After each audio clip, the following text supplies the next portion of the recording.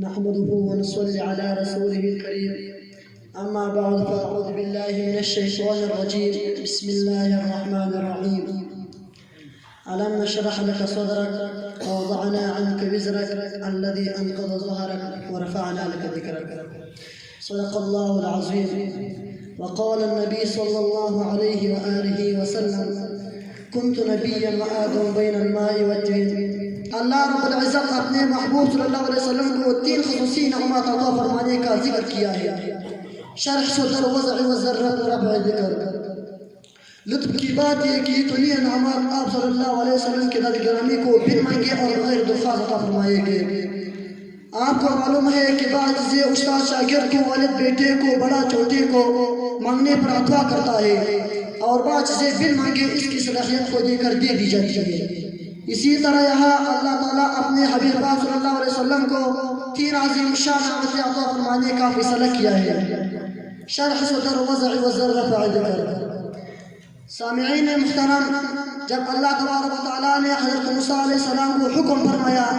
اذهب الى فرعون انه طغى، یعنی آپ فرعون کے دربار میں جا کر میرے حقانیت و حدانیت کا پیغام اس کو پہنچاؤ، تو حضرت موسیٰ علیہ السلام نے دربار خداوندی میں ایک درخواست پیش کی: قال رب اشرح لي صدري ويسر لي امري واحلل عقدة من لساني يفقهوا قولي واجعل لي وزيرا من اهلي هارون اخي اشدد به امري واشركه في امري. ان آیات میں حضرت موسیٰ علیہ السلام نے 5 حضور کی درخواست بارگاہ خداوندی میں پیش کیا: میرا شرح صدر فرما دیجئے، میرا کام آسان فرما دیجئے، میری زبان کی گرہ کھول کر اسے فصیح بنا دیجئے، میرے اہل بیت سے میرا وزیر بنا دیجئے.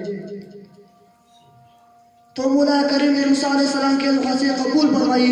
ان کے سوال کرنے پر مگر میں قربان جاؤ اللہ کی لال پر کہ جب آپ سے باری آتی ہے تو دربار شاہی سے خودی بسر صادر فرما کر اپنے محبوب کو اس نعمت عظیم سے فراز فرماتے ہوئے ارشاد فرماتے ہیں: الم نشرح لک صدرک، یعنی میں نے آپ کا شرح صدر فرما کر آپ کو دین و دنیا کی نعمتوں سے مالا مال کیا. حکیم الامت مولانا اشرف علی تنہاوی نے شرح صدر کی تشریح کرتے ہوئے فرمایا: شرح صدر سے 2 نعمتیں علم اور حلم مراد ہے، یعنی سرور دو عالم کو منصب نبوت کے شایان نشان جو علوم و معارف ہو سکتے تھے وہ اس کثرت سے عطا فرما دیے گئے کہ ان کو شمار کرنا کسی امت کی بس کی بات نہیں. نبوت کے علوم، شریعت کے علوم، جہاد کے علوم، عبادت کے علوم، ریاضت کے علوم، امارت کے علوم، طریقت کے علوم، معرفت کے علوم، گویا وہی علم آپ سے دور نہیں رکھا گیا جو عنصر ضرورت کے لیے ضروری تھا. حضور صلی اللہ علیہ وسلم کی علم بھی مثال، حضور صلی اللہ علیہ وسلم کی حلم بھی مثال. علم نے دماغ روشن کر دے، حلم نے دل روشن کر دے. میرا نبی علم والا، میرا نبی حلم والا، دونوں نعمتیں مثال، دونوں نعمتیں لازوال. ووضعنا عنك وزرك، یعنی ہم نے آپ صلی اللہ علیہ وسلم کا بوجھ اتار دیا. بوجھ کیا تھا مخلوق کی فکر، توحید کی فکر، دین کی فکر، مشرکین کی فکر، یہی فکر آپ صلی اللہ علیہ وسلم پر بوجھ بنی ہوئی تھی. اللہ تعالیٰ نے منصب نبوت عطا فرما کر یہ بوجھ آپ صلی اللہ علیہ وسلم کو اتار دیا اور آپ پوری طرح مطمئن ہو گئے. ورفعنا لك ذکرک، یعنی ہم نے آپ کا نام بلند کر دیا. چنانچہ کلمہ حضور صلی اللہ علیہ وسلم کے ذکر کے بغیر نامکمل، اذان حضور صلی اللہ علیہ وسلم کے ذکر کے بغیر نامکمل، تکبیر حضور صلی اللہ علیہ وسلم کے ذکر کے بغیر نامکمل، نماز حضور صلی اللہ علیہ وسلم کے ذکر کے بغیر نامکمل، قبر کا سوال جواب حضور صلی اللہ علیہ وسلم کے ذکر کے بغیر نامکمل.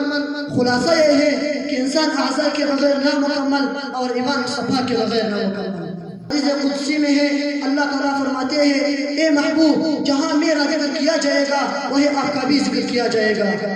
کلمے میں پہلے میرا ذکر پھر تیرا ذکر، تکبیر میں پہلے میرا ذکر پھر تیرا ذکر، نماز میں پہلے میرا ذکر پھر تیرا ذکر، نماز جنازہ میں پہلے میرا ذکر پھر تیرا ذکر، قبر میں پہلے میرا ذکر پھر تیرا ذکر، حشر میں پہلے میرا ذکر پھر تیرا ذکر.